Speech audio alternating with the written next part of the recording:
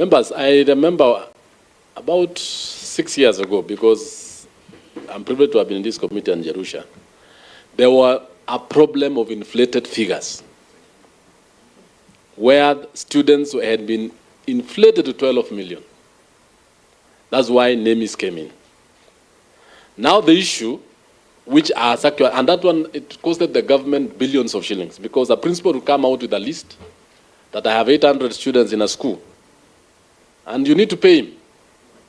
So to cut that short, to make sure that there was also some order in the education sector, it was in this committee that we asked that let us have the actual number of students through the National Education Management Information System, which has some its bottlenecks, PS, because you are implementing it with the State Department of e-Citizen and all those other provincial administration.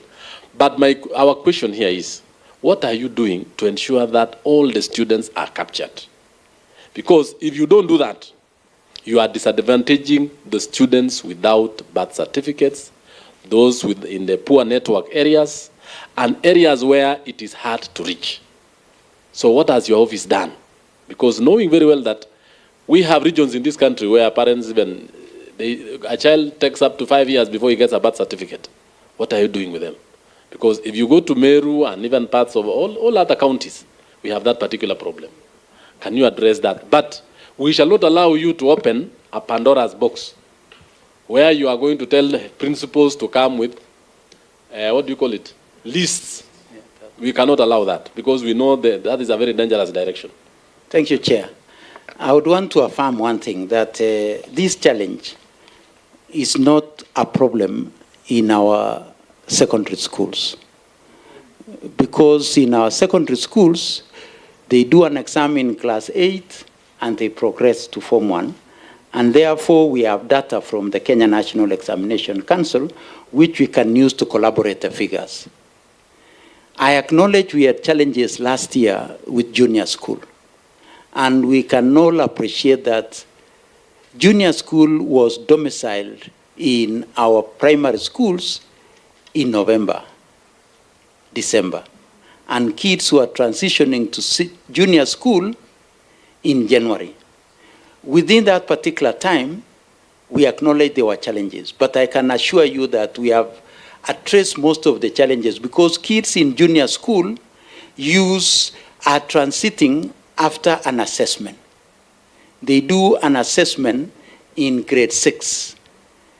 Now, what we have just done, and we are finalizing on that, is that we are using the assessment number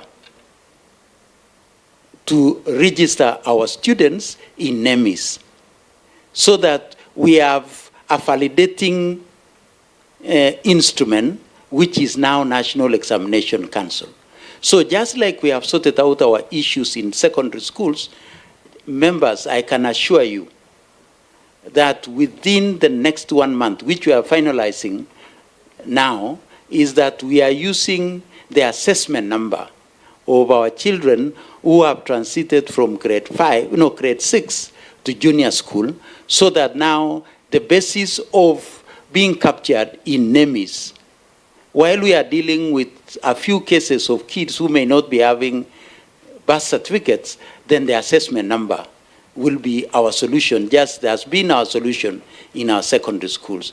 Chair, I would also want to give one assurance, is that the school-based assessment now starts from grade 3, the Kenya Early Years Assessment. And Examination Council has also assigned an assessment number to our kids from grade 3 all the way to grade 6. So for children who do not have birth certificates, we are also going to use the assessment number so that we can capture them. So that our gray area, which we are now going to deal with, is grade 1 and grade 2. But from grade 3, who have now been assigned an assessment number, we shall use that assessment number to collaborate the numbers that have been registered for assessment at the Kenya National Examination Council and the numbers that we have.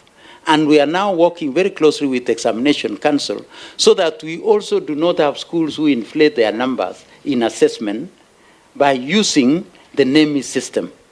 And we are looking forward with the national registration system, with the Maisha number now that will be issued at birth, then some of these challenges will be addressed.